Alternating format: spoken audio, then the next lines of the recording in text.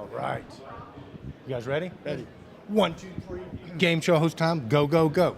All right, Eric Stromquist and the man, the myth, the legend. Ken Smyers, We're here at, 2019 Control Con. got to be a little quicker than that. We are here, one of the keynote speakers at this event, Ken Sinclair from AutomatedBuildings.com. Hey, if you go to Control Trends, we talk to this guy all the time, but we're seeing him in a different context. Public speaker. Dude, great job. Thank you very much. So what was your favorite part about being on stage today? When it was over. There you go. You know, all great orators talk like that, but you guys' impressions were day one, keynote speakers. Ken was obviously one of them. Kenny, what's your take so far? Well, Eric, I was amazed by the quality of the keynote speakers. You know, there's 5 of the best people in the industry, all leaders of their own specific specialties. We had Johnson Controls, Acuity.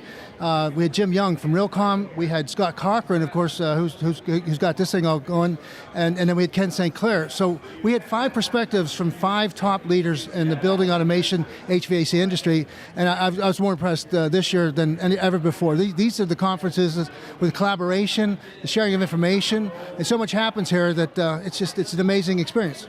Well, it is an amazing experience. And Ken, I want to cycle back around to your topic today, because guess what, Control Trends community? What we've discovered is you can't do it alone. It takes a community. We've been talking about things like co-competition. And Ken, your speech today was basically talking about the concept of community and how that can enhance everything. Will you speak a bit about that to our community? My talk was all about was the last 50 years. What really remains is the people and the communities of practice. And so moving into my next 50 years, that's what we're going to have to do, is we're going to have to build these communities. We're going to pull from try and get the young people into our industry. And, you know, And job crafting, talk about that real quick. no, hang on a second. No, I got something to say.